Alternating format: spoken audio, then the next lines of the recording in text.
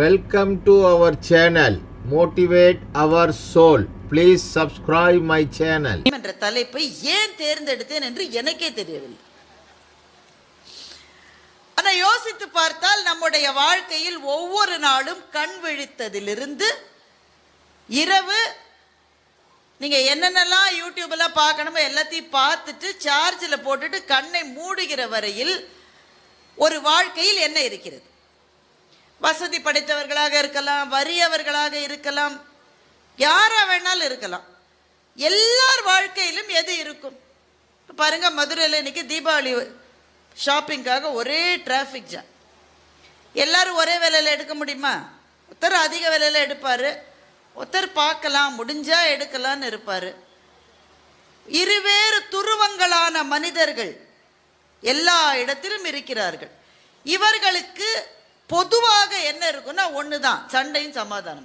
இது இல்லாம ஒரு வாழ்க்கையை கூட சொல்ல முடியாது. இங்க இருக்கிறவங்க யாராவது ஒருத்தர் கை தூக்குவீங்களா? அதில் ஒரு தடவை கூட நான் வாழ்க்கையில சண்டை போட்டதில்லை. ஒருத்தர் கூட சொல்ல முடியாது. சண்டை போடணும்னு நினைப்பாது இருக்கும், சண்டை போடாட்ட கூட. இவனெல்லாம் ஒரு நாள் இருக்குடா உனக்கு, இருக்கு உனக்கு அப்படின்னு மனசுக்குள்ளேயாவது ஒரு சண்டை இருக்கும். மனித வாழ்வின் தவிர்க்கவே முடியாத அங்கமாக இருப்பது சண்டைகளும் சமாதானங்களும். அப்போ என்ன செய்வது? தினம் தினம் சந்திக்கிற ஒன்றை பற்றி உடைத்து பேசத்தானே வேண்டும். இல்லை உள்ளே வரை நாங்கள் எப்பவுமே மகிழ்ச்சியாக இருப்போம், எங்கள் குடும்பத்தில் இதுவரை சண்டையே வந்ததில்லை. உடனே அந்த வீட்டுக்காரம்மா கத்தும், அந்த ஆள் ஓயாம கத்துறான், சும்மா வந்து உட்கார சொல்லு. பெருமைக்கு எருமை மேய்க்கிறது எல்லா வீட்லையும் இருக்கும். ஆனால் சண்டைகள் என்பது வீடுகளில், பணியாற்றுகிற இடங்களில், தெருவில் ஒருத்தர் கால ஒருத்தர் மிதிச்சிட்டாரு, மிதிச்சுட்டு நிற்கிறாரு. இந்த ஆள் அந்த ஆளை கேட்குறாரு, உனக்கு இந்த எம்எல்ஏ, எம்பி, போலீஸ் உயர் அதிகாரிகள் யாராவது தெரியுமா? யாரையும் தெரியாது. வசதியானவங்க யாராவது தெரியுமா? எவனையுமே தெரியாது. காலை எடுடா எரும மாடுனர். எல்லா இடத்திலும் வெளியில போற இடத்து வெளியில நடக்கிற சண்டைகள் நம் உள் உணர்வை பாதிப்பது. அந்த நேரத்தில் ஒரு கோபம், ஒரு டென்ஷன். ஆனா வீட்டுக்குள்ளும் பணியாற்றுகிற இடங்களிலும் இருக்கிற சண்டைகள் நம்மை உருக்குலைத்து போடுகின்றன. இந்த தலைப்பை பப்பாசியை சேர்ந்த சகோதரர் முருகன், அவர் தான் ஓயாம் ஃபோன் பண்ணி ஒரு நிமிஷத்துக்கு ஒரு தலைப்பு சொல்லுங்க, தலைப்பு சொல்லுங்க, தலைப்பு சொல்லுங்க. அவர் கேட்ட போது கவிஞர் ரவி சுப்பிரமணியம் அவர்களுடைய ஒரு கவிதையை படித்து கொண்டிருந்தேன். கொஞ்சம் நம்ம மேல மேல போவோம். சில கவிதைகள் கடுமையானவை, ஆனா நீங்கள் கேட்க வேண்டிய கவிதைகளைத்தான் நான் சொல்லுவேன்.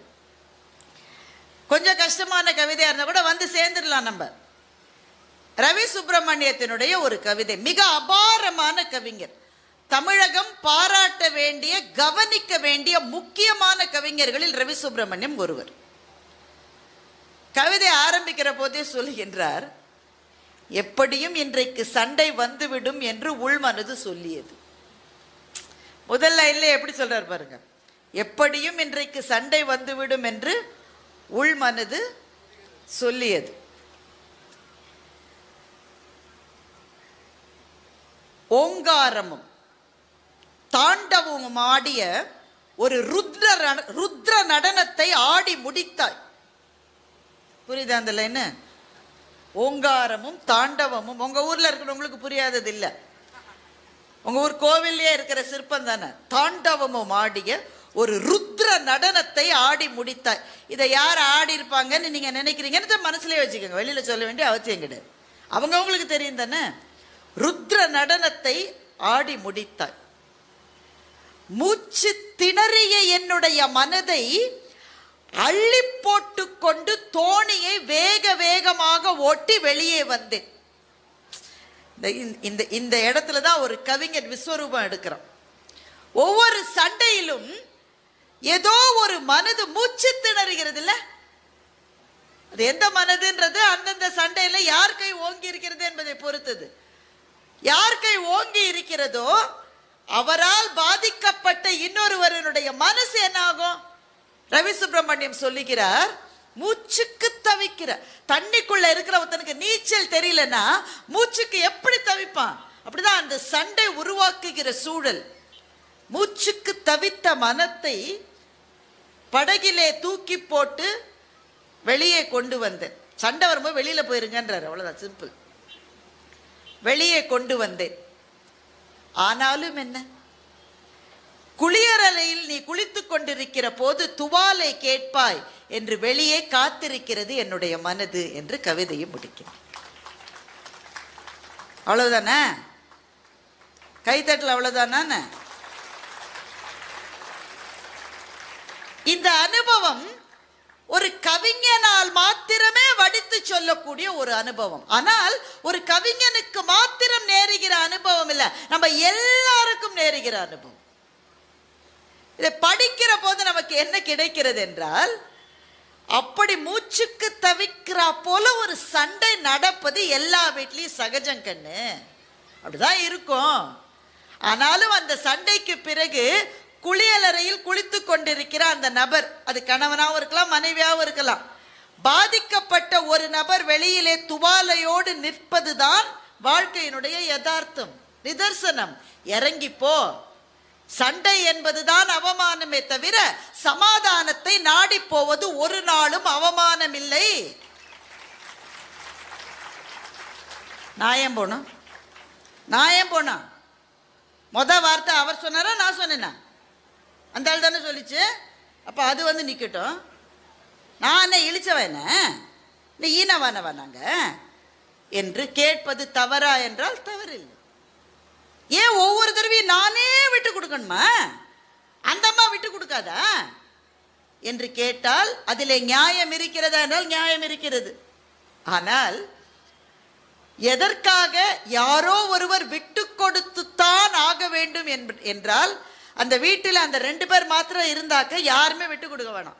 நீ கத்தி எடுத்து குத்து மாப்பிள்ள, ஒன்றும் இல்லை, பார்த்துக்கலாம் போலீஸ் ஸ்டேஷன்ல என்று கூட சொல்லிவிடலாம். ஆனால் அந்த வீட்டிலே ஒரு பிள்ளையோ 2 பிள்ளையோ இருந்துச்சுன்னு வைங்களேன், கட்டாயமா யாராவது ஒருத்தர் துவாலையோடு வெளியே காத்திருக்கத்தான் வேண்டும். அது யார் என்று நீங்கள் சண்டை போட்டுக் கொண்டிருந்தால் 2 இள நெஞ்சங்கள் அந்த சண்டை என்கின்ற சூறாவளியில் சிக்கி மூச்சு விட முடியாத இதயங்களாக புழுங்குகிற சூழலை நம்முடைய குழந்தைகளுக்கு நாம் கொடுக்க கூடாது என்ற பொறுப்புணர்வு இருப்பவர்கள் நான் ஏன் விட்டு கொடுக்கணும்ன்ற கேள்வி கேட்க மாட்டாங்க. இப்ப இதெல்லாம் ரவி சுப்பிரமணியம் உங்களுக்கு சொன்னாரா? சொல்லல. ஆனால் ஒரு கவிதையை படிக்கிற போது நம்முடைய நெஞ்சு கவிதை புத்தகத்தை மூடி வைத்த பிறகு உங்களுக்குள் என்ன மிச்சம் இருக்கிறதோ அதைத்தான் அந்த கவிதை உங்களுக்கு கொடுத்தது.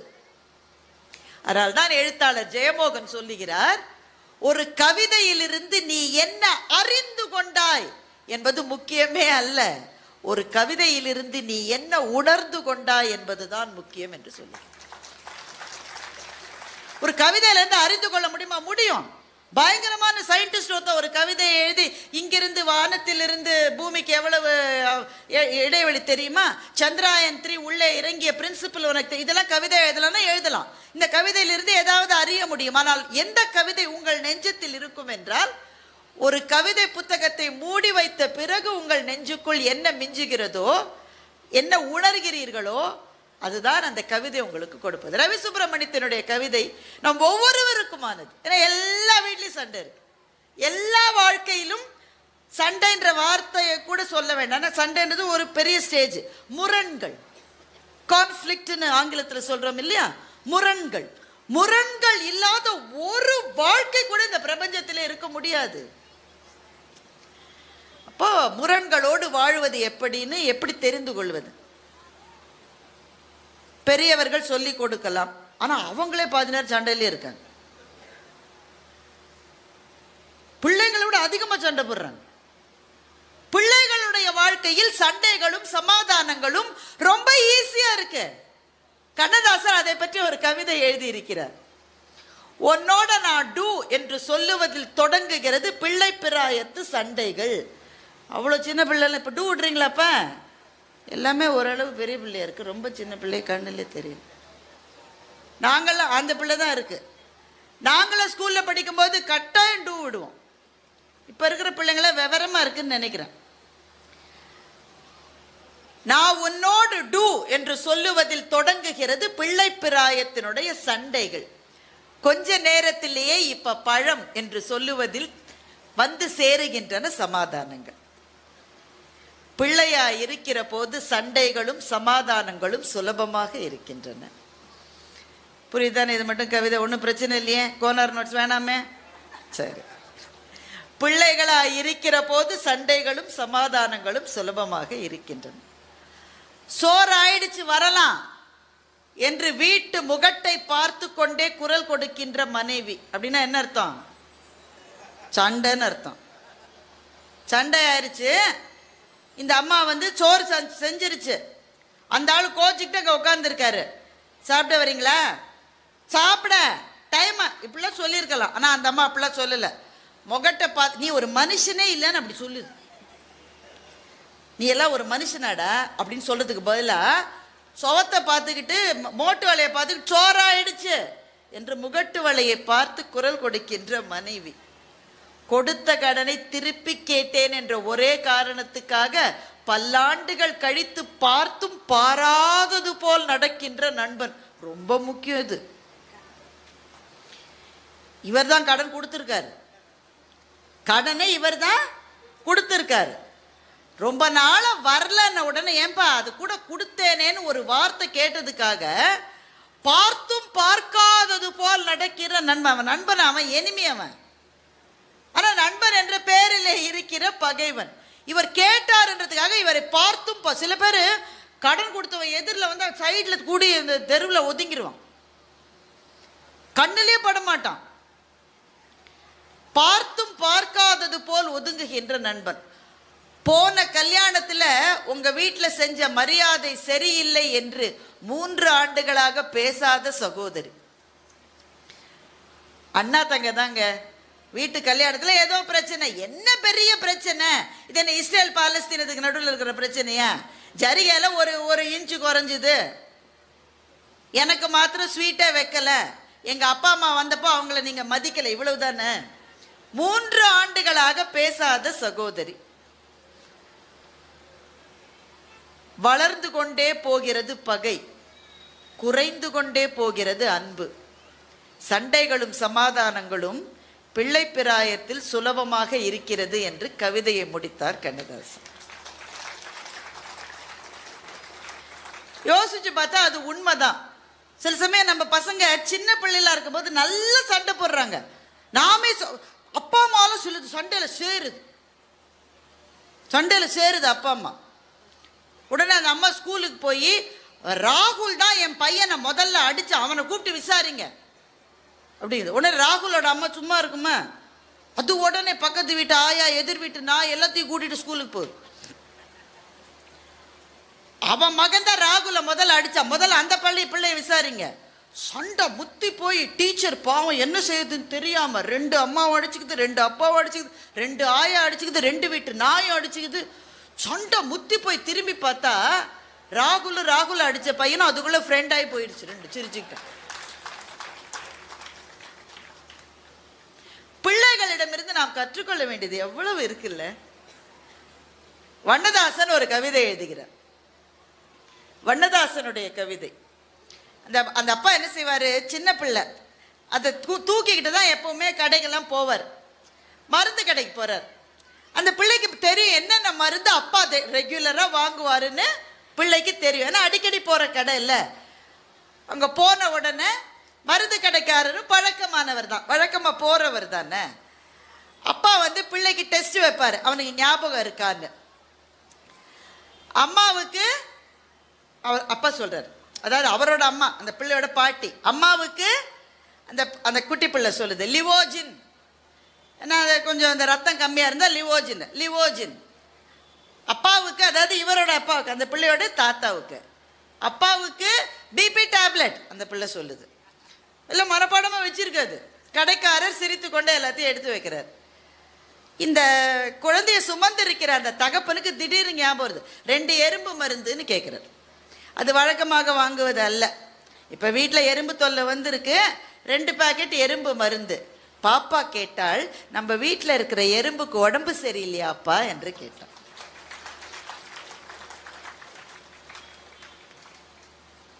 கவிதை புரிஞ்சவங்க நல்லா கை தட்டுவாங்க. என்னங்க இது, கீரிக்கும் பாம்புக்கு சண்டை விடுற ரேஞ்சுக்கு என்ன கொண்டு வந்துட்டீங்க? எல்லாருக்கும் மருந்து வாங்குகிற போது எறும்புக்கு மருந்து என்ற உடனே குழந்தையினுடைய அழகான உலகம் நினைக்கிறது அவங்க வீட்டில் இருக்கிற எறும்புக்கு உடம்பு சரியில்லை, அதனால அப்பா மருந்து வாங்குறார். ஆனா மருந்து எதற்கு? எறும்பை கொல்லுவதற்கு. வண்ணதாசன் கவிதையை முடிக்கிறார், நானும் கேட்கவில்லை அவரும் கொடுக்கவில்லை. மருந்து கடைக்காரர் இதை கேட்டுக்கு தானே இருக்காரு. அவரும் எறும்பு மருந்தை கொடுக்கல, இவரும் எறும்பு மருந்து கொடுங்கன்னு திரும்ப கேட்கல. திரும்பி வரும் வழியில் நினைத்தேன், கடவுள் ஏன் இந்த உலகத்தை குழந்தைகள் வசம் ஒப்படைக்க கூடாது என்று சொல்லி கவிதை. இஸ்ரேலிலே இருக்கிற குழந்தைகளும் காசாவிலே இருக்கிற குழந்தைகளும் சேர்ந்து முடிவு செய்திருந்தால் இந்த சண்டை எப்போதோ நின்று இருக்கும். வளர வளர நம்முடைய மனத்தில் படுகின்ற நம்முடைய ஈகோ எந்த சண்டைகளையும் சமாதானம் என்ற ரேஞ்சுக்கு எடுத்து போக முடியாதபடி செய்கிறது. இவன் மனுஷனுக்கு தானடா சண்டை போறான்னா, மனுஷன் இயற்கையோட போய் சண்டை போறான். இவனை விட பைத்தியக்காரன் இருக்கவே முடியாது. எது ஜெயிக்கணும் உனக்கு தெரியலையாடா? நீ 500 மரத்தை வெட்டுற, நீ நினைக்கிற நீ மரத்தை ஜெயிச்சிட்டேன்னு. நீ உன்னுடைய சந்ததிக்கு கிடைக்க வேண்டிய நீரை குறைத்து விட்டாய் என்பது மரத்துக்கு தெரியும். அவங்க அழகா ஒரு கதை சொன்னாங்க, டோடோ பறவையை பற்றி சொன்னாங்கல்ல, கேட்டிங்களா இல்லையா? கொழு கொழுன்னு இருக்கிற டோடோ பறவைய கொன்னு தின்னாங்களாம். கடைசியில் பார்த்தா அந்த பகுதியில் வர்ற ஒரு தாவரம் அதற்கு பிறகு வளரவில்லை. இயற்கை ஒன்றோடு ஒன்று இணைந்தது. இதை புரிந்து கொள்ளாத ஒரே உயிரினம் மனிதன் மாத்திரம்தான். இதை பற்றி ஜெயமோகன் அருமையான ஒரு கதை எழுதியிருக்கிறார். சுருக்கமாக சொல்கிறேன் அந்த கதையை. ஏன்னா புத்தக திருவிழாவுக்கு பேச வந்துவிட்டு எழுத்தாளர்களினுடைய கதைகளை சொல்லாமல் நாங்கள் வேறு எதை சொல்லுவது?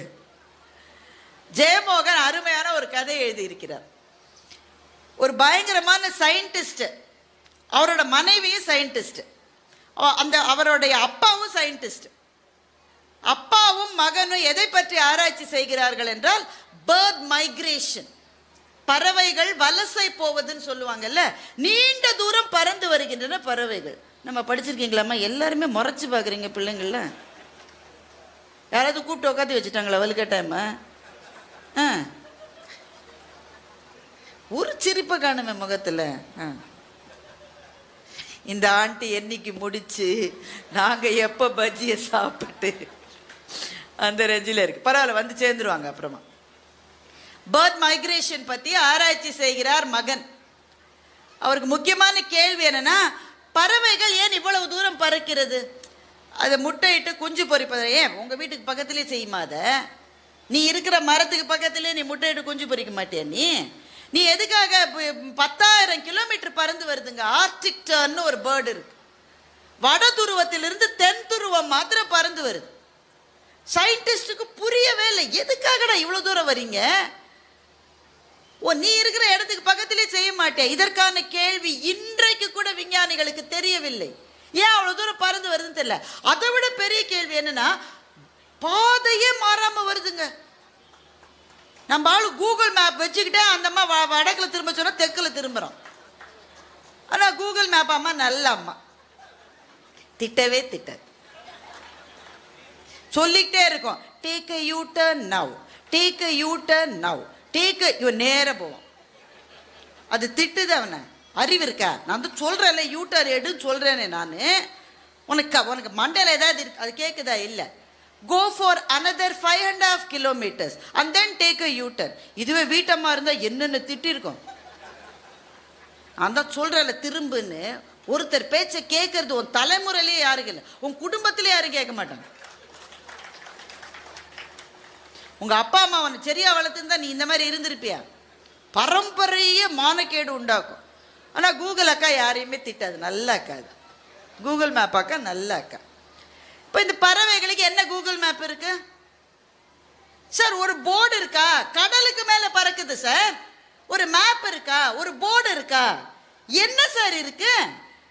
10,000 கிலோமீட்டர் பறக்கிற ஒரு டைரக்ஷன் கிடையாது. So this question has always puzzled the scientists.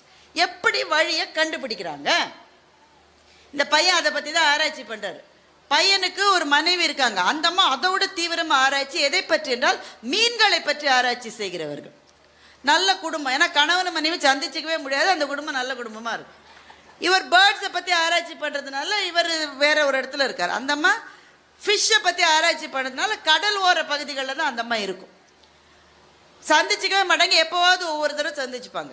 இந்த பையன் சொல்கிறான், அப்பா நான் கண்டுபிடிச்சிட்டேன்ப்பா, இந்த பேர்ட்ஸ் வந்து டைரக்ஷன் எப்படி தெரியுமா கண்டுபிடிக்குது, மனித கண்கள் அதுக்கு இல்லை, but there are invisible infrared ray fields in the atmosphere. Infrared கதிர்களினால் உருவாக்கப்பட்ட ஒரு ஃபீல்டு வந்து வாயுமண்டலத்தில் இருக்கிறது. மனித கண்களுக்கு அது தெரியாது, ஆனால் பறவைகளுக்கு அது தெரியும். இந்த இன்ஃப்ராரெட் ஃபீல்ட்ஸில் இருக்கிற வழியை வச்சுக்கிட்டு தான் அது இவ்வளவு தூரம் பறக்கிறது. நான் என்ன பண்ண போறேன், இதை நான் கண்டுபிடிச்சேன்றதை ப்ரூவ் பண்ணணும். இப்போ விஞ்ஞானிக்கு எது முக்கியம், கண்டுபிடிச்சது முக்கியம் இல்லை, நீ தான் கண்டுபிடிச்சேன்னு முதல்ல ப்ரூவ் பண்ணி பேட்டன்ட் வாங்கினா தான் துட்டு தேரும் அவனுக்கு. ஃபர்ஸ்ட் அதை தான் செய்யணும். நான் இதை ப்ரூவ் பண்ண போறேன். என்னம்மா அங்கே பிரச்சனை?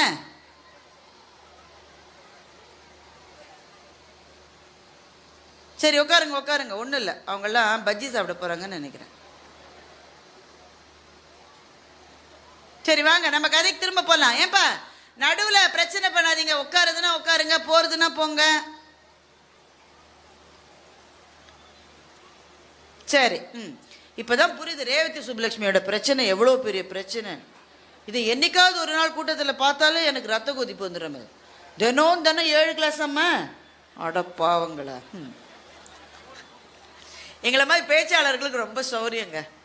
இப்போ ஆடியன்ஸ் இருக்காங்க, எங்கள் பேச்சை கேட்க அவங்க விரும்பலன்னு வச்சுக்க, நீங்கள் இல்லை, நீங்களாம் விரும்புறீங்க, அப்படி தானே?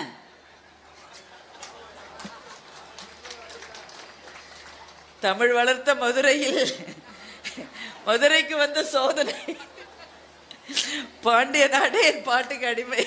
சரி, பேச்சாளர்களுக்கு என்னன்னா, ஆடியன்ஸ் வந்து எங்க பேச்சை கேட்க தயாரா இல்லைன்னு வச்சுக்கோங்களேன், நாங்க என்ன செய்வோம்னு நினைக்கிறீங்க? சரிங்க நன்றி வணக்கம்னு போயிடலாம். ஆனா ஆசிரியர்கள் பாவம், ஒரு நாளும் அவர்கள் பேச்சை கேட்க விரும்பாத ஆடியன்ஸுக்கு மத்தியிலேயே வாழ்நாளெல்லாம் பாடம் நடத்தி கொண்டே இருக்கிறார்.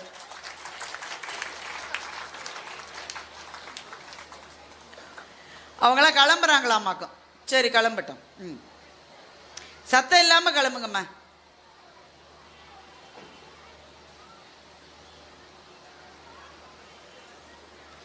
சரி கதைக்கு திரும்ப வருவோமா? இது வந்து ஒரு தவறான முறை, சொல்றேன் தப்பா எடுத்துக்காதீங்க.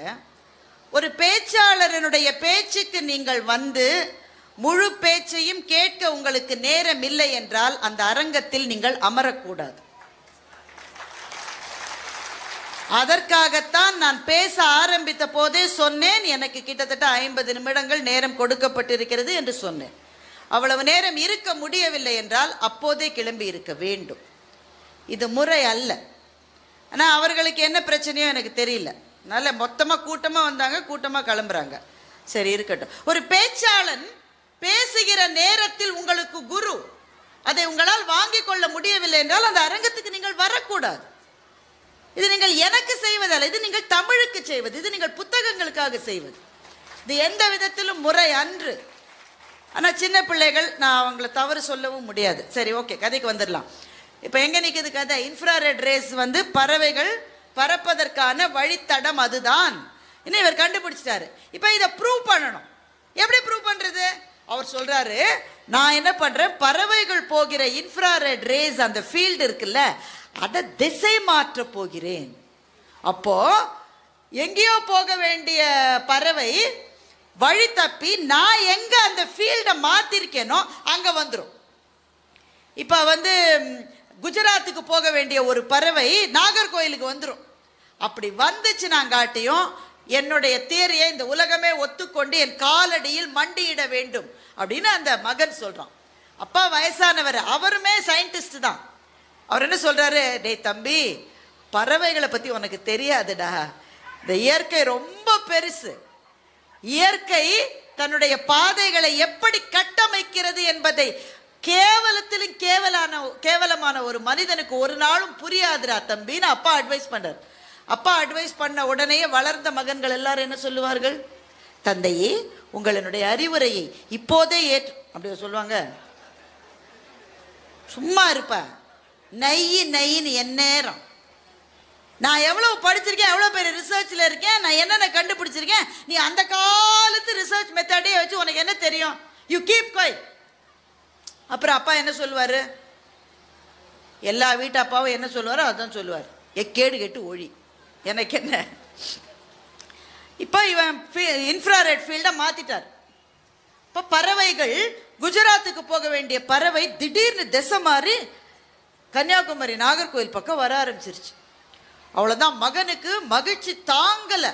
எல்லாருக்கும் மெசேஜ் அனுப்புறாரு, I have succeeded in my research, அதுவாக்கு இதுவாக்கு. அப்போ திடீர்னு ஞாபகம் வருது, எல்லாருக்கும் நான் என்னுடைய வெற்றியை பற்றி சொன்னேன், ஒரு முக்கியமான ஆளுக்கு என்னோட வெற்றியை பற்றி சொல்லலையே, என் மனைவிக்கு இன்னும் சொல்லலையே. என் மனைவிக்கு ஃபோன் பண்ணுறாரு. மனைவி சொல்கிறாங்க, நான் வீட்டு வாசலில் தான் இருக்கேன். எப்பம்மா வந்து நீ?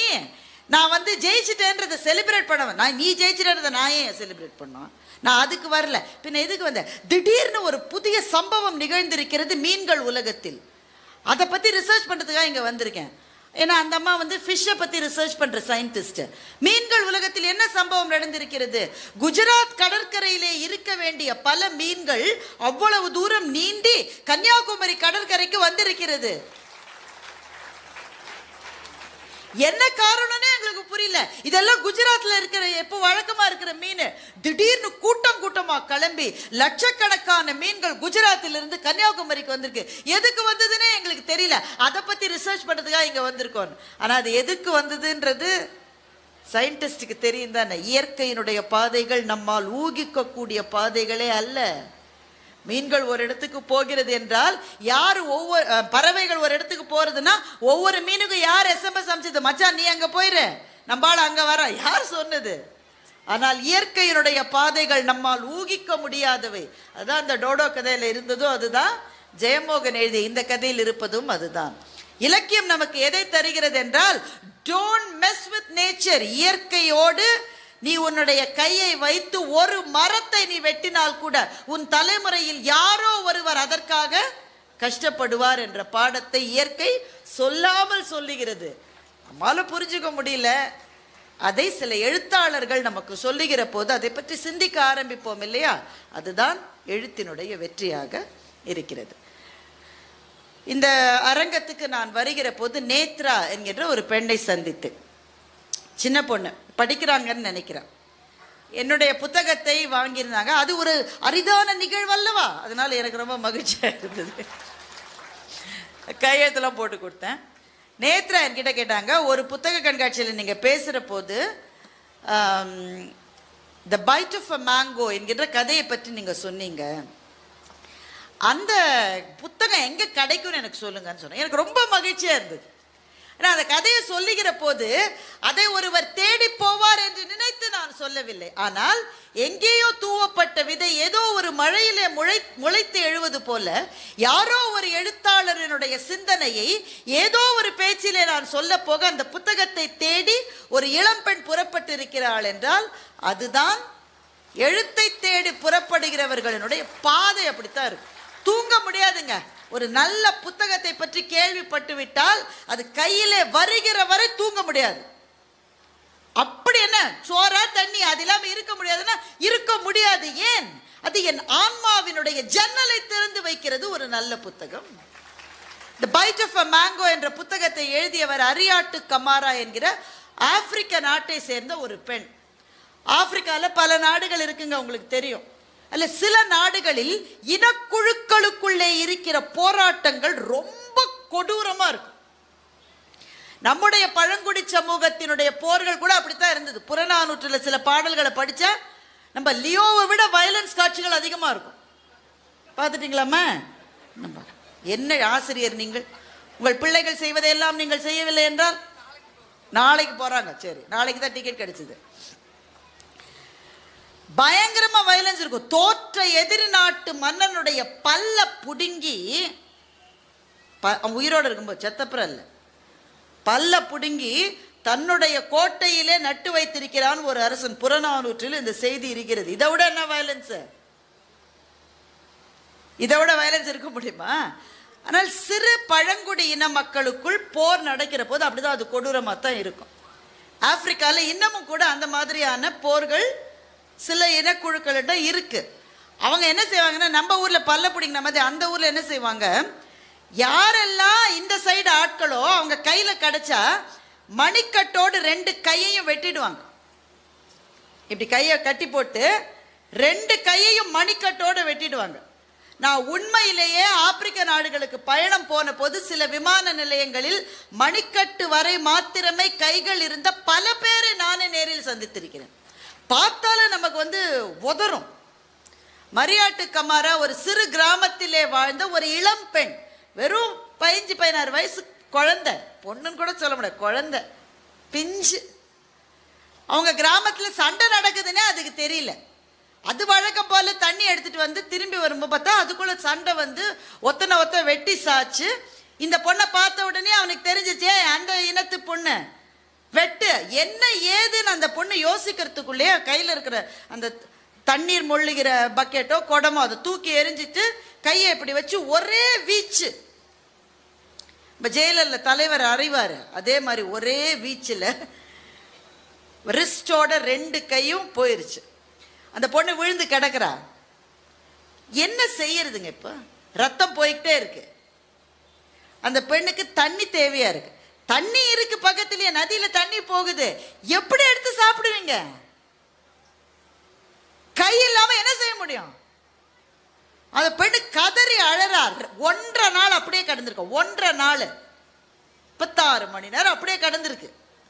அந்த வழியா ஒருத்தன் போல ஓடுறான். அவன் உயிருக்கு பயந்து அவன் ஓடிட்டு இருக்கான். அவனை பார்த்து இவ கெஞ்சிரா, சகோதரா எனக்கு ஏதாவது சாப்பிட கொடு, பசிக்குது, நான் செத்துடுவேன்னு இது பண்ண. அவன் நின்று அவன் கையை வெட்டிடுவான். அவன் போற போக்கில் என்ன பண்ணா, அங்கே ஒரு மாமரம் இருந்தது, அதுல ஒரு மாங்கனி பழுத்து தொங்கியது. அந்த மாம்பழத்தை பறிச்சு அவள்கிட்ட எரிஞ்சிட்டு அவன் ஓடி போயிட்டான். ஏன்னா அவன் நிற்க முடியாது, அவன் உயிருக்கு ஆபத்து. கைகள் இல்லாமல் உந்தி உந்தி போய் தன்னுடைய வாயால் அந்த மாங்கனியை கவ்வி கவ்வி மிருகங்கள் உண்பது போல அந்த பெண் உண்டாள். இந்த மாங்கனியை உண்ட பிறகு அவள் உயிர் நிலை பெற்றது. அப்புறம் அப்படியே உந்தி உந்தி போய் அப்புறம் கொஞ்ச நேரம் கழிச்சு எந்திரிச்சு நின்று அங்க இருக்கிற மருத்துவமனைகள் உண்டு, டாக்டர்ஸ் வித்தவுட் பார்டர்ஸ் என்று அவர்களை சொல்லுவார்கள். எந்த நாட்டுக்கும் சொந்தமில்லாதபடி மொத்த மானுடத்துக்கும் உதவக்கூடிய மருத்துவர்கள். அந்த முகாமுக்கு போய் அவங்க அந்த இரத்த பெருக்கை கட்டுப்படுத்தி அவளை இது பண்ணி இன்றைக்கு மரியாட்டு கமாரா டொரண்டோவில் வசிக்கின்றார். காலிலேயே ஒரு புக்கே எழுதிருச்சு, காலில் பேனா வச்சுக்கிட்டு.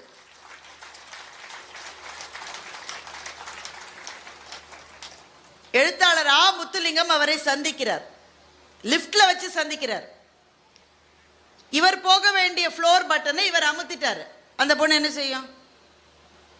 அந்த அம்மா ஒரு மாடிக்கு போகணும்னு வச்சுக்கோங்களேன், 13ஆம் மாடின்னு வைங்க, லிப்டில் அது மேலே வச்சிருப்பான். இது என்ன செய்யுது? அலட்சியமா காலை தூக்கி கால் கட்டை விரலால் லிப்ட் பட்டனை அமுக்குகிறாள் மரியாட்டு கமாரா. வாழ்க்கையில் கஷ்டம்னு சொல்றீங்களா? என்ன கஷ்டம்?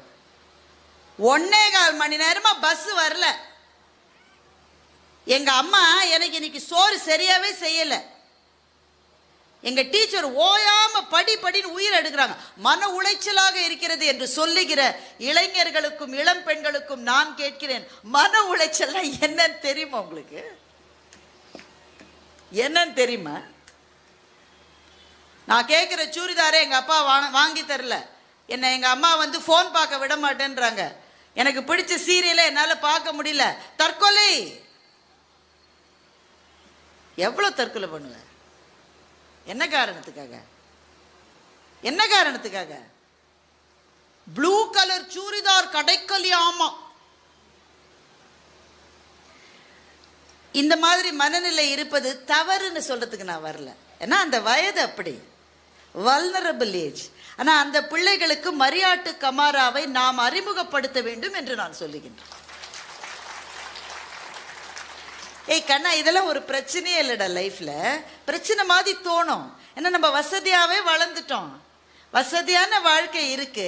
அதனால 1-2 கிடைக்கலன்னா கூடடா கண்ணு நமக்கு அது பெருசா தெரியுது. ஆனா பாரு, நீ வாழுகிற இதே உலகத்துல தான் வெறும் 15-16 வயதான மரியாட்டு கமாரா அவ கண்ணு இவ கையை வெட்டியிருப்பானா அவங்க அப்பாவை என்ன செஞ்சிருப்பாங்கன்னு உங்களுக்கு தெரியும் தானே? அவங்க அம்மாவை என்ன செஞ்சிருப்பாங்க நான் இங்க சொல்ல முடியுமா? அப்பா அம்மா சகோதரர்கள் அத்தனை பேரையும் கண்முன்னா, ஏன்னா ஆண்களை கொன்று விடுவார்கள், பெண்களை கண்ணு முன்னாடி பாக்குறா சார். அந்த பொண்ணு கண்ணு முன்னாடி பார்த்துட்டு தண்ணி குடிக்கிறதுக்கு கூட வழி இல்லை, ஏன்னா கை இல்லை. எவனோ ஒருத்தன் தூக்கி போட்ட ஒரு மாம்பழம் அவளுடைய உயிரை காப்பாற்றி இன்றைக்கு டொரண்டோல ஒரு பெரிய பதவியில் அவளை அமர்த்தி இருக்கிறது என்றால் அதை பற்றி தான் அவ கதை எழுதினா, த பைட் ஆஃப் அ மேங்கோ என்று. ஒரு சிறு மாம்பழம் ஒரு உயிரை துளிர்க்க வைத்து அந்த உயிரை கீழ்மைகளினுடைய அடு பாதாளத்திலிருந்து மேன்மைகளினுடைய உச்சியில் கொண்டு போய் வைக்க முடியும் என்றால், குழந்தைகளே இதெல்லாம் பிரச்சனையே இல்லம்மா லைஃப்ல. லியோ படத்துக்கு இன்னைக்கு டிக்கெட் கிடைக்கலன்னா நாளைக்கு கிடைக்கும். ஒரு பஸ் போச்சுன்னா இன்னொரு பஸ் வரும், ஒரு காதல் போச்சுன்னா இன்னொரு காதல் வரும், ஒரு வேலை போச்சுன்னா இன்னொரு வேலை கிடைக்கும். எல்லாம் வாழ்க்கையில திரும்பி வரும். ஒன்னே ஒண்ணுதான் திரும்பி வராது. நீ பயந்து தற்கொலை பண்ணிக்கிட்டேன்னு வச்சுக்கோ, உங்க அப்பா அம்மாவனுடைய சந்தோஷம் திரும்பி வராது. அவர்களுடைய வாழ்க்கை போனது தான், அது ஒண்ணுதான் திரும்பி வராது. அதனால எல்லாவற்றையும் விட எது முக்கியம்? என்னால் இந்த மண்ணில் இருந்து வாழ்ந்து காட்ட முடியும் என்ற ஒரே ஒரு எண்ணம். அந்த எண்ணத்தை யார் நமக்கு சொல்லித் தருவது? ஒரு புத்தகம் சொல்லித் தரும் என்றால், அந்த புத்தகத்தை நான் அறிமுகப்படுத்தினேன் என்றால், நான் அறிமுகப்படுத்தியதன் காரணமாக ஒரு குழந்தை அந்த புத்தகத்தை தேடி போகிறாள் என்றால், இதை விட மகிழ்ச்சியான நாள் என்னுடைய வாழ்க்கையில் கிடையாது என்று நான் சொல்லுவேன். கான்ஃபிளிக்ஸ், மரியாட்டு கமாராவை பார்த்த கான்ஃபிளிக்டோட பெரிய கான்ஃபிளிக்ட் இருக்க. முதல்ல அதை பற்றி ஏன் சொன்னேன்னா, இதை விட பெரிய சண்டைகளில் ஆழ்ந்திருக்கிறவர்கள் உலகம் எங்கும் இருக்கிறார்கள். நம்ம சண்டையெல்லாம் ரொம்ப ஜுஜுபி. நான் சென்னைக்காரி, எங்க ஊர்ல பெஜாருன்னு சொல்லுவாங்க. உங்க ஊர்ல அந்த சொற்கள்லாம் கிடையாது. பெஜாரு அது ஒரு உருது வார்த்தை. பெஜார் என்றால் குழப்பம், பிரச்சனை. அதுல இருந்து அது ஒரு சென்னை தமிழ் வார்த்தையா வந்துருச்சு. பெஜாரு. என்ன இதுக்கு அடிக்கிறான், சண்டைக்கு வலிக்கிறான், இதெல்லாம் நம்ம சாதாரண சண்டைகள். ஆனா சண்டைகள் இருக்கிறது, என்ன செய்வது? வேகமா எல்லாரும் முதல்ல என்ன செய்யணும்னா, முரண். சண்டைன்ற வார்த்தை கூட நான் சொல்ல, முரண்கள் யார் யாருக்கு இருக்கிறதோ அவர்கள் செய்ய வேண்டிய முதல் வேலை, ஆம் இது ஒரு முரண் என்று அக்னாலேஜ் பண்ணிக்கணும் ஃபர்ஸ்ட். அது எதுவுமே இல்லாத மாதிரி நடிக்க கூடாது. ஆமாம் இது பிரச்சனை, முதல்ல அக்செப்ட் பண்ணுங்க பிரச்சனை இருக்குன்னு. சில பேர் மெதப்பாவே திரிவாங்க. எங்க வீட்டில் என் பசங்க 4 பேர் ராம லக்ஷ்மணன் பரதம் சேர்த்துருக்கிற மாதிரி என் பேச்சை மீறவே மாட்டேன். ஒன்று வெட்டி குத்திட்டு இருக்கு பின்னாடி. என் பேச்சை மீறவே மாட்டேன். முதல்ல அக்னாலேஜ் பண்ணுங்க, ஆமா முரண் இருக்கிறது. சரி இருக்கிறது, என்ன செய்ய முடியும்? யாருடைய வாழ்க்கையில் முரண் இல்லை? எத்தனை பெரிய மனிதர்களுடைய வாழ்க்கையில் முரண் இருந்திருக்கிறது. அப்படித்தான் இருக்கும், இந்த உலகம் இப்படித்தான் இருக்கும். இதை சொல்லிக் கொடுத்தது அன்னை சாரதா தேவி. அன்னை சாரதா தேவியை பற்றி ராமகிருஷ்ணானந்தர் எழுதியிருக்கிற புத்தகத்தில் ரொம்ப அழகான ஒரு காட்சி வருகிறது. அன்னை சாரதை தான் ராமகிருஷ்ண மடத்தினுடைய தலைவி. நிர்மாணித்ததே அவங்க தான். விவேகானந்தர் அந்த கனவை நிறைவேற்றுவதற்கு உதவினார். ராமகிருஷ்ண மடமே அமைந்து விட்டது. தலைவி யாரு? அன்னை சாரதா. அன்னை சாரதா ராமகிருஷ்ண பரமஹம்சர் இறந்துட்டார். அப்போ தன்னுடைய அம்மா வீட்டுக்கு போவார். ஜெயராம்பாடின்னு ஒரு ஊர் கல்கத்தால, வங்காளத்தில், கல்கத்தா பக்கத்தில் ஜெயராம்பாடிக்கு போவாங்க. இவங்க நான் சொல்றது என்னங்க, கிட்டத்தட்ட 150-200 வருஷத்துக்கு முதல் இந்த மடத்துல என்ன வருவாய் இருக்கும்? 10 பைசா 5 பைசா அவ்வளவுதான் அன்னைக்கு இருக்கும். இந்த வருவாயை மடத்துக்காகத்தான் அன்னை செலவழிப்பார். ஏன்? அதுதான் ராமகிருஷ்ண பரமஹம்சர் என்னுடைய கனவு. ஏழைகளுக்கு உதவி செய்ய. இவர்களே ஏழைகள் தான். இவர்களை விட இருக்கிற ஏழைகளுக்காகத்தான் அந்த பணம் போகணும். ஆனா இவர் அன்னை சாரதாவினுடைய சகோதரர்கள் சில பேர் இவங்களை ஓயாம நச்சரிப்பாங்க. அந்த காசை கொண்டு வா, அந்த காசை கொண்டு வா, அந்த காசை கொண்டு வா. இவங்க வந்த உடனேயே இவங்க பைய பிரிச்சு பார்ப்பாங்களாம். என்ன இருக்கு உள்ள? என்ன இருக்கும்? ஒரு பழைய புடவை 2 இருக்கும், ஒரு வாழைப்பழம், ஒரு மாம்பழம் ஏதாவது இருக்கு. இவ்வளவுதான் கொண்டு வந்தியான்னு சண்டை. பயங்கரமா சண்டை போடுவாங்களாம். இப்ப அன்னை சாரதா அந்த சண்டையை பொறுக்க முடியாம வீட்டுக்கு பின்பக்கம் இருக்கிற ஒரு வேப்ப மரத்தினுடைய நிழலிலே வந்து உட்கார்ந்து கொண்டிருக்கிறார். அப்ப ராமகிருஷ்ணானந்தா, அதாவது அந்த மடத்தினுடைய துறவிகள் கூடவே வந்திருப்பாங்க இல்லையா, அவங்க கேட்குறாங்க, தாயே உனக்கு இது தேவையா? இவ்வளவு சண்டைக்கு நடுவில் நீ இருக்கணுமா? நீ செய்யற உன்னுடைய தியாகத்தையும் உன்னுடைய பணியையும் உன்னுடைய அன்பையும் மதிக்காத இவர்கள் மத்தியிலே நீ ஏன் வந்து கஷ்டப்படுற? உனக்கு என்ன தலையெழுத்து என்று துறவிகள் கேட்கிறார்கள். கேட்டு விட்டு நிமிர்ந்து பார்த்தால் அன்னை சாரதா தேவி அங்கு நிற்பது போல இல்லை, காளி தேவி அங்கு நிற்பது போல அவருடைய கண்களுக்கு தெரிகிறது. காளி மாதாவினுடைய உருவத்தில் நின்று அன்னை சாரதை சொன்னதாக அவர் உணர்கிறார். இந்த உலகம் இப்படித்தான் இருக்கும், இந்த முரண்களுக்கு நடுவில் நின்றுதான் நம்முடைய வேலைகளை நாம் செய்ய வேண்டும் என்று சாரதா அன்னை சொன்னதாக எழுதியிருக்கின்றார். இது அவருக்கு சொன்னதில்லை, நம்ம ஒவ்வொருவருக்கும் சொன்னது. ஏன்னா வாழ்க்கையில் ஏதோ ஒரு கட்டத்தில் நம்ம எல்லாருக்கும் இது வரும். இது தேவையா எனக்கு? நான் போய் அசிங்கம் பண்ணுமா? என் தம்பின்னு தானே செஞ்சேன், என் கசின் பிரதர்னு தானே செஞ்சேன், என் மனைவி வீட்டு மச்சான்னு தானே செஞ்சேன், என் மகன்னு தானே செஞ்சேன், எல்லாரதுலயும் அவமானப்படுத்திட்டானையா, இது எனக்கு தேவையா? இந்த கேள்வி வருமா வராதா? இளைஞர்கள் இருக்கிறீர்கள், அலுவலகத்தில் வேலை செய்யறவங்க இருப்பீங்க ஒரு வேலைன்னு நினைக்கிறேன். எல்லா அலுவலகத்திலும் இருக்கிற பிரச்சனை, மாங்கு மாங்கு மாங்குன்னு வேலை செய்யறவனுக்கு என்ன கொடுப்பாங்க? இன்னும் அதிகமா வேலை கொடுப்பாங்க. வேலையே செய்யாம ஓபி அடிக்கிறவனுக்கு என்ன கொடுப்பாங்க? ப்ரமோஷனை கொடுப்பாங்க. நான் தானேயா செஞ்சேன், அவன் தான் செஞ்சதான் சொன்னான், அட்ட பாவி நான் தான் செஞ்சேன், நீ சொல்லலையேப்பா. அதிகமா, ஏன்னா இவன் சொல்றது கூட டைம் இல்லை, அதுபடி வேலை செஞ்சுட்டே இருக்கான். அதிகமாக வேலை செய்யாதவனுக்கு ப்ரமோஷனை கொடு, அதிக வேலை செய்கிறவனுக்கு மேலும் வேலையை கொடு. இப்படிதான் உலகத்தில் இருக்கிற எல்லா மேனேஜ்மெண்ட்டும் டிசைட் பண்ணும். அப்ப என்ன தோணும் உனக்கு? சனி என்னை இதோட விட்டு தொலைச்சிட்டு நான் போலன்னா எங்கேயும் போக முடியாது. ஏன்னா இதை விட்டு நீ இன்னொரு இடத்துக்கு போனா இதை விட பயங்கரமா இருக்குமே காண்டி கம்மியா இருக்க. அதனால இந்த உலகம் இப்படித்தான் இருக்கும், முரண்கள் இருக்கும், பிரச்சனைகள் இருக்கும், சண்டைகள் இருக்கும். நான் அதிலே நின்று கொண்டு என்னுடைய பணி எதுவோ அதை என்னால் முடிந்தவரை அற உணர்வோடு செய்வேன் என்று நிற்பவர்கள் மாத்திரம்தான் இங்கே நிம்மதியாக வாழ முடியும். எனவே முதல் விஷயம் அக்னாலெட்ஜ், ஒத்துக்கள், முரண் இருப்பதை ஒத்துக்கள். இரண்டாவது விஷயம், சில முரண்களை அவாய்ட் பண்ணும், தவிர்த்து விடு. ரொம்ப டிராபிக் பா, அப்படியே பைபாஸ் வழியா போயிடலாம், போறோம்ல.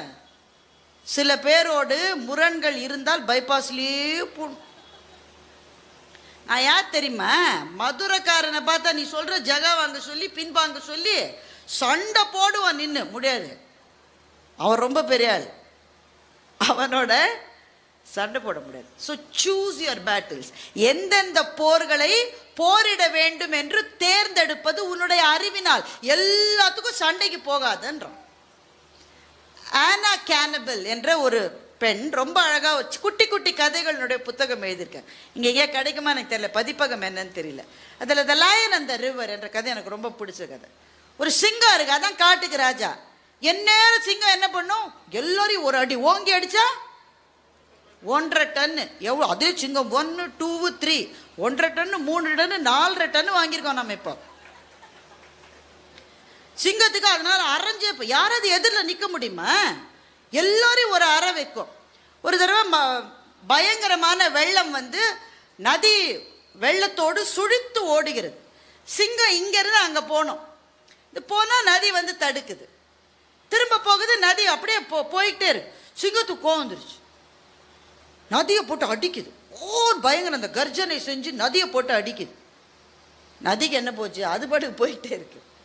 நான் சொன்னால் நீ வழிவிட மாட்டாயா? 2வது தடவை அடிக்குது. அது நதி ஒன்று, அது இன்னும் ஜாஸ்தியாக போகுது.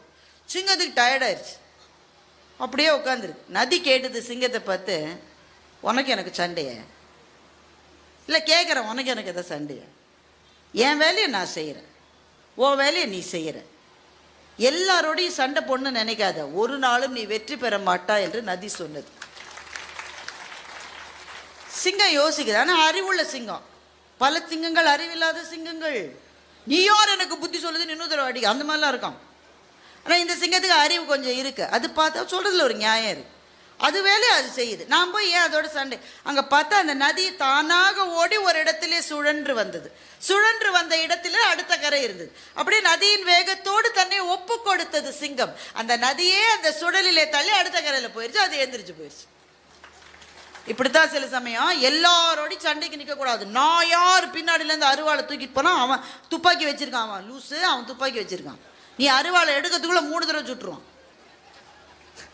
அதனால அவாய்ட், தவிர, சில முரண்களை தவிர்த்து விட வேண்டும், சில முரண்களை ஏற்றுக்கொள்ள வேண்டும்.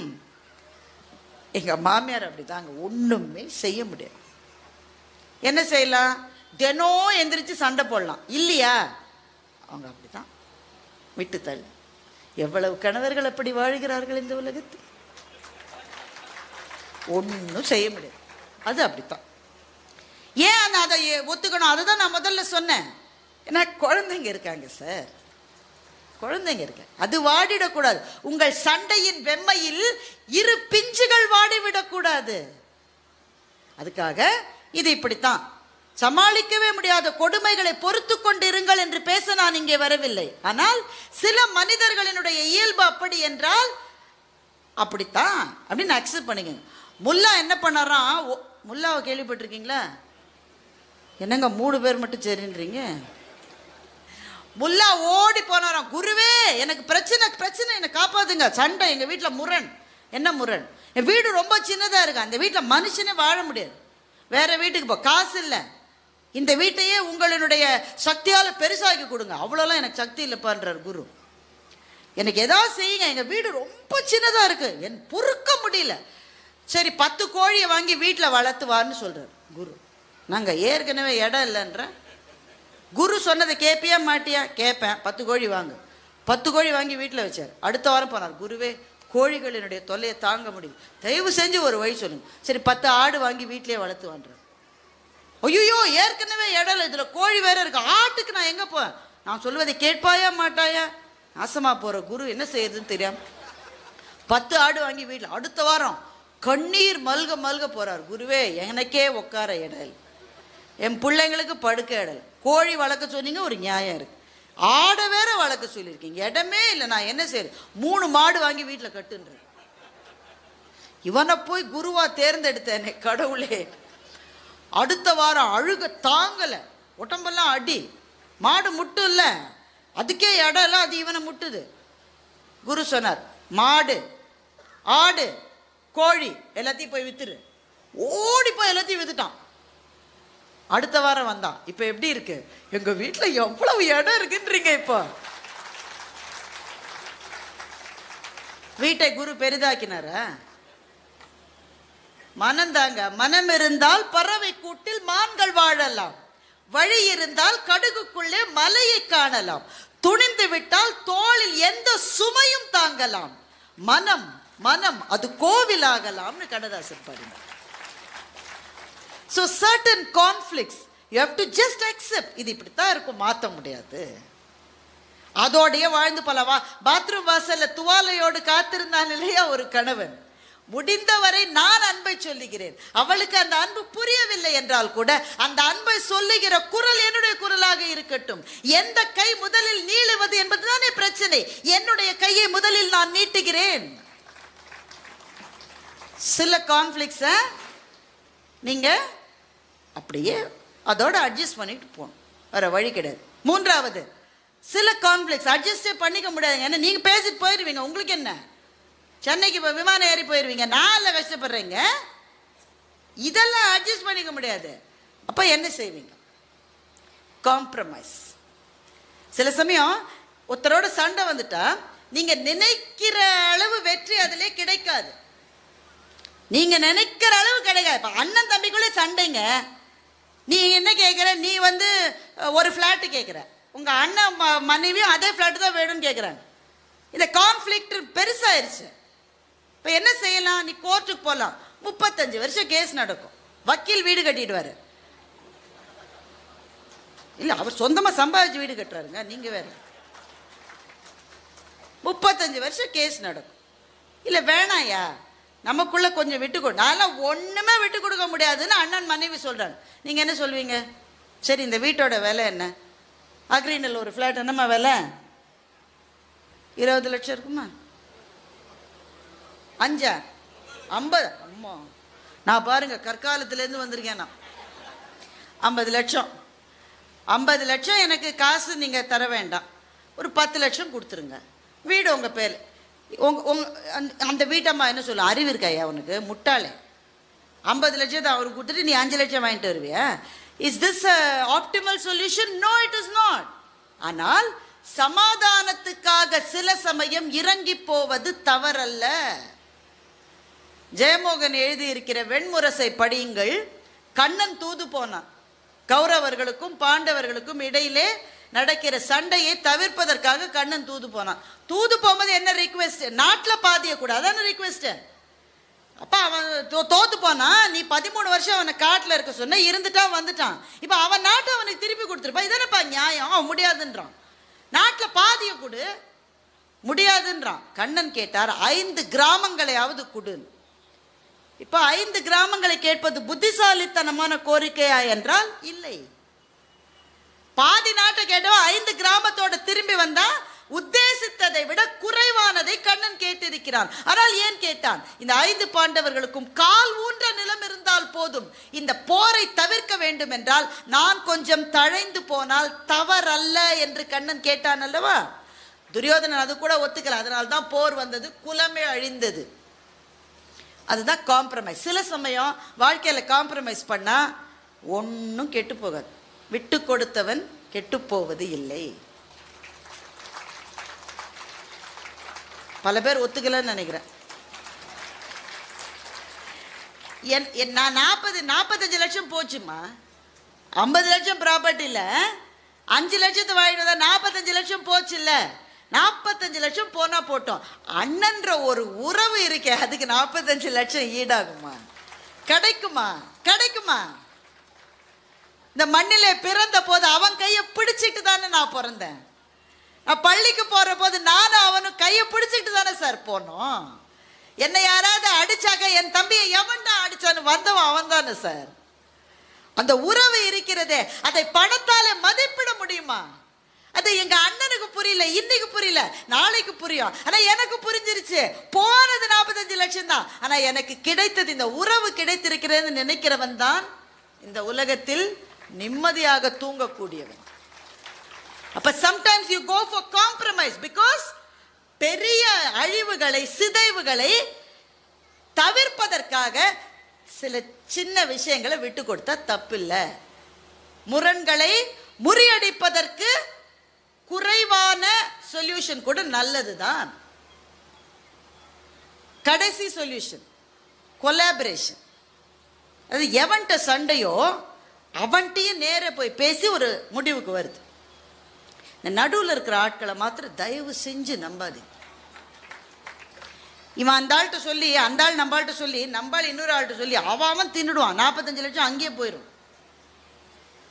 யாரோட பிரச்சனையோ நேரே அணுகி பேசுவதில் நன்மைகள் இருக்கிறது. ஜெஃப்ரி ஆர்ச்சரினுடைய கேன் அண்ட் ஏபிள் என்கின்ற ஆங்கில நாவல் தமிழில் மொழிபெயர்க்கப்பட்டு வந்திருக்கிறது. ஸ்ட்ராங்கா உங்களுக்கு அதை சிபாரிசு செய்கிறேன், தயவு செய்து அதை படிங்கள். பெரிய நாவல், ஆனால் அதை விட சுவாரஸ்யமாக எழுதப்பட்ட புத்தகங்கள் இருக்கவே முடியாது. கேன் ஏபிள் 2 பேர், உறவுக்காரன் கிடையாது, சொந்தக்காரன் கிடையாது, ஃப்ரெண்ட்ஸ் கிடையாது, ஒருத்தன் பார்த்துக்கிட்டதே கிடையாது. ஒருத்தன் பேங்க் அதிகாரி, இன்னொருத்தன் சிறு தொழில் செய்யறதுக்கு வரான். இந்த பேங்க் அதிகாரி இவனோட அப்ளிகேஷனை பார்த்து லோனை ரிஜெக்ட் பண்ணிடான். இவ்வளவுதான் சார் நடக்குது. லைஃப் லாங் 2 பேருக்கும் விரோதம் முற்றிக்கொண்டே போகிறது. இவனும் ரொம்ப பெரிய ஆளாயிட்டான், இவனும் ரொம்ப பெரிய ஆளாயிட்டான். ஒத்தனை வெட்டிக்கிட்டே இருக்கான், ஆப்பு வச்சுக்கிட்டே இருக்கான். அவன் நடந்த பாதையில் இவன் வந்து வெடி வைக்கிறான், இவன் நடக்கிற பாதையில் அவன் குழிய வெட்டுறான். அப்படி ஒரு 60 வருஷ பகை.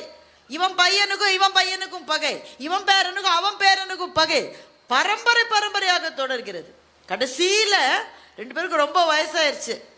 கேனும் ஏபிளும் ஒரு பார்க்ல மீட் பண்ணிக்கிறாங்க தற்செயலாக. இவன் உட்காந்துருக்கான், அவன் வாக்கிங் போறான். அவன் ஹேட்டை எடுத்து இவனுக்கு, இங்கிலீஷ்காரங்கெல்லாம் அப்படிதான் வணக்கம் சொல்லுவாங்க, தொப்பி எடுத்து இப்படி வணக்கம் சொல்லுவாங்க. ஹேட்டை எடுத்து வணக்கம் சொன்னான். அப்ப இவன் நினைச்சுக்கிட்டான், நான் என்ன காரணத்துக்காக நான் 60 வருஷம் இவனோட சண்டை போட்டு என் வாழ்க்கையில வேஸ்ட் பண்ணிட்டேன்னு நினைச்சான். இந்த ஞானம் முதல்லயே வந்திருந்தா, நேர ஒருத்தர் போய் சந்திச்சிருந்தா 60 வருஷம் ஒத்தனை இன்னொத்த எப்படி அழிக்கிறதுன்னே பிளான் பண்ணி வாழ்ந்தானே, அந்த வாழ்க்கை இனிமே திரும்பி கிடைக்காது. போனது தானே சாமி. That is collaboration. நேர போய் பார்த்து பேசி 2 பேருக்கும் சமமான ஒரு தீர்வு. ஒரு 5 நிமிஷம் டைம் இருக்கு, ஓகேவா? இப்ப நான் என்னென்ன சொன்னேன்? ரேவதி சுப்புலட்சுமி பக்கத்தில் உட்காந்தா இதுதான் பிரச்சனை. ஆசிரியர்கள் பக்கத்தில் உட்காந்தா நமக்கும் அந்த சுபாவம் வந்துடும். பிள்ளைங்களா நல்லா கவனி, நான் என்னென்ன சொன்னேன் இப்போ சொல்லு, அது மாதிரி. ஃபர்ஸ்ட் ஆஃப் ஆல் கான்ஃப்ளிக்ஸை அக்செப்ட் பண்ணுங்க. இது இருக்கிறது, முரண் இருக்கிறது என்பதை ஒத்துக்கொள்ளுங்கள். சில முரண்களை முழுமையாக தவிர்த்து விடுங்கள், பைபாஸில் போகிற மாதிரி. சில முரண்களை அதோடு வாழ பழகுங்கள். முள்ளம்பன்றியோட முள் இருக்குல்ல, அதோட தான் முள்ளம்பன்றி வாழும். ஒரு முள்ளம்பன்றிகள் கூட்டமாக வாழும் நண்பர்கள், உங்களுக்கு தெரியுமா? ஏன்னா ரொம்ப குளிர் பிரதேசத்தில் தான் முள்ளம்பன்றி இருக்கும். கூட்டமாக ஒன்று கட்டி பிடிச்சிட்டு தான் இருக்கும் முள்ளம்பன்றி. ஒரு முள்ளம்பன்றி கோவம் வந்துருச்சு, என்னை பாரு இவன் குத்திக்கிட்டே இருக்கான், என்ன நேசமாக போகிறவமா குத்திக்கிட்டே இருக்கான், என்ன நான் இவனோடயே இருக்க மாட்டேன், நான் தனியாக போயிருச்சு. இப்போ யாருமே குத்தலை, நிம்மதியாக இருக்கு. ஆனால் குளிரில் முள்ளம்பன்றிகளால் தனித்து வாழவே முடியாது, 2 மணி நேரத்தில் செத்து போச்சு. இப்போ முள் பரவாயில்லையா, தனியாக போய் குளிரில் இருந்து இறந்தது பரவாயில்லையா என்றால், முள்ளை சில சமயம் சகித்து கொள்ள. சில முட்கள் நம் கூடவே பிறந்தவை, ஒண்ணுமே பண்ண முடியும். நாமே சில சமயம் மற்றவர்களுக்கு முள்ளாக இருக்கிறோமே, அதை அவர்கள் சகித்துக் கொள்ளுகிறார்களே, அப்போது நாமே சகித்துக் கொள்ளக்கூடாது. அக்செப்ட் பண்றது. அவங்க அப்படிதான், அவங்க சுபாவம் அதாம்மா, அது அப்படியே ஒத்துக்கோம்மா. அவங்க சுபாவம் அப்படி, என் சுபாவம் எப்படி. நானும் அவனை மாதிரி மாறக்கூடாது, நானா இருக்கணும், அவன் அவனா இருக்கட்டும். ஆனால் 2 பேரும் ஒன்றா தான் இருக்கணும், இருந்துட்டு போகிறோம். என்ன இப்போ என்னம்மா ஐயா 80 வருஷம் 90 வருஷம் வாழ போகிறேன், என்னம்மா அக்செப்ட் பண்ணிக்கோம்மா, அவ்வளோதான். அக்செப்டன்ஸ். 3வது என்ன சொன்னேன்? காம்ப்ரமைஸ். கொஞ்சம் விட்டு கொடுங்க. உங்களுக்கு கிடைப்பது கொஞ்சம் கம்மியானா கூட ஒரு பகையை தவிர்ப்பதற்காக, ஒரு சண்டையை நிறுத்துவதற்காக, எனக்கு கொஞ்சம் கம்மியாக கிடைச்சா கூட போரும் சாமி, நம்ம உறவு விட்டு போகக்கூடாது சாமின்னு சொல்கிறோம் பாருங்க, அது காம்ப்ரமைஸ். கொலாபரேஷன்றது பெரும்பாலும் வீடுகளில் கொலாபரேஷன் நடக்காது. ஏன்னா வீட்டில் சொல்லுவாங்க, கணவனுக்கும் மனைவிக்கும் பிரச்சனையா, உடனே ஒரு டாக்டர் வந்துடுவார் டிவியில், எல்லா பிரச்சனையும் நீங்கள் பேசி சரி செய்து கொள்ளலாம். ஒரு பிரச்சனையை கூட பேசி சரி செய்ய முடியாது கணவன் மனைவிக்குள்ள. ஏம்மா இன்னைக்கு எல்லா பிரச்சனையும் பேசி சால்வ் பண்ணலாம், வாமா உட்காருமா. அந்த அம்மா வந்து உட்காரும். இப்போ என்னம்மா உனக்கு கோவம்? என்ன கோவம்னு கேட்குறீங்க? முந்தா நாள் என்ன நடந்தது? முந்தா நாள் என்ன நடந்தது சத்தியமாக இருக்கு ஞாபகம். முந்தா நாள் என்ன நடந்தது? ஓ அதுவே மறந்துட்டீங்களா? போன மாதம் உங்கள் அம்மா ஃபோன் பண்ணி என்ன சொன்னாங்க? போன மாதம் அம்மா ஃபோன் பண்ணாங்களா? எனக்கு தெரியல. ஓ அதுவும் தெரியாத மாதிரி நடிப்பீங்க நீங்கள் எல்லாம், ஒரே குழு. எனக்கு தெரியாது. அது 6 மாதம் முன்னாடி உங்கள் அக்கா வந்து 2 நாள் இருந்தாங்களே, அப்போ என்ன நடந்தது? இந்த மனுஷனுக்கு என்ன நடந்ததுன்னே தெரியும். அந்த அம்மா 100 பட்டியல் போடும். இது பேசி சால்வ் பண்ணுற பிரச்சனையா? இதுக்கு ஒரே வழி தான் இருக்கு. என்ன வழி? ஒன்றுமே பேசாமல் இருக்குது, தானா சரியாயிரும். அந்த மாதிரி எவ்வளோ நாள் மேலே பார்த்துக்கிட்டே சோறு ரெடியாக இருக்குன்னு சொல்லும், 3 நாள் சொல்லும், 4வது நாள் அதுக்கு வேறு வேலை இருக்குல்ல, பாவம் அதோடைய ப்ரெஷர் அதுக்கு. ஏன் நீங்கள் மோட்டு வேலையை பார்த்துக்கிட்டே சாப்பிடுவீங்களா? நல்லா இலையை பார்த்து சாப்பிட்டா என்ன? அம்மா நீ இலையை பார்த்து சோறு போட்டா நானும் இலையை பார்த்து சாப்பிட்றேன், சரியாயிடும். ஏன் நீ மோட்டு வேலையை பார்த்து கொண்டே எனக்கு உணவு படைத்தாய்னு பேச உட்காந்தீங்கன்னா எதுவுமே விளங்காது. அதனால அறிவை பயன்படுத்தணும். கொலாபரேஷன்றது ஆஃபீஸில் செய்ய வேண்டியது, அலுவலகத்தில் செய்ய வேண்டியது, எதிரிகளோடு செய்ய வேண்டியது. கொலாபரேட். பெரிய பெரிய நாடுகள் அதை செய்யறதுக்கு தான் முயற்சி பண்ணிட்டு இருக்காங்க. பெரிய பெரிய நிறுவனங்கள் அதை செய்வதற்கு முயற்சி செய்கிறார்கள். இப்போ ஷூ பிராண்ட் 2 இருக்கு, உங்களுக்கு தெரியுமா? Adidas and Puma. கேள்விப்பட்டிருக்கீங்களா? கேள்வி. நாங்கள் பெரிய பெரிய மால்லாம் வச்சிருக்கீங்க, அப்புறம் சும்மா தெரியாத மாதிரி நடிக்கிறீங்க.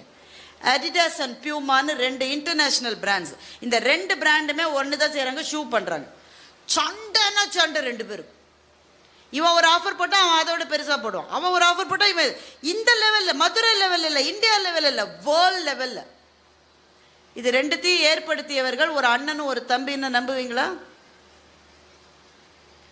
2 பேர் அண்ணன் தம்பி ஒரே ஷூ கம்பெனி தான் வச்சு நடத்தியிருந்தாங்க. 2 பேருடைய மனைவிகளுக்கும் சண்டை. அதனால அண்ணன் தம்பிக்கு சண்டை வந்தது. கம்பெனியை உடைச்சு அண்ணன் வந்து அடிடாஸ் ஆரம்பிச்சான், தம்பி வந்து பூமாவை ஆரம்பிச்சான். இப்ப அண்ணன் தம்பிலாம் போயே 100 வருஷம் ஆகுது. ஆனா கம்பெனிக்குள்ள இருக்கிற சண்டை இன்னும் போகல. இவ்வளவு பிரம்மாண்டமாக வளர்ந்திருக்கிற இரு நிறுவனங்கள் ஒன்றாகவே இருந்திருந்தால் இன்னும் எத்தனை பிரம்மாண்டமாக இருந்திருக்கும். அதுதான் கொலாபரேஷன். ஆமா, வீட்டு சண்டை வீட்டோடம்மா, ஆஃபீஸ்க்கெல்லாம் அதை கொண்டு வர முடியாது. நாங்கள் ஒன்றா இருந்தாதாம்மா பிஸ்னஸ் நல்லா இருக்கும்னு சொல்ல முடியலை, அல்லது சொல்லுவதற்கான சூழல் இல்லை. இதுதான் கொலாபரேஷன். நம்ம இப்போ பேச்சினுடைய நிறைவுக்கு வந்துட்டோம். எதுவுமே நடக்கலை, நீ சொல்றதெல்லாம் ட்ரை பண்ணிட்டேன், எதுவும் விளங்கலை, நான் என்ன செய்யறது? சண்டை போடு.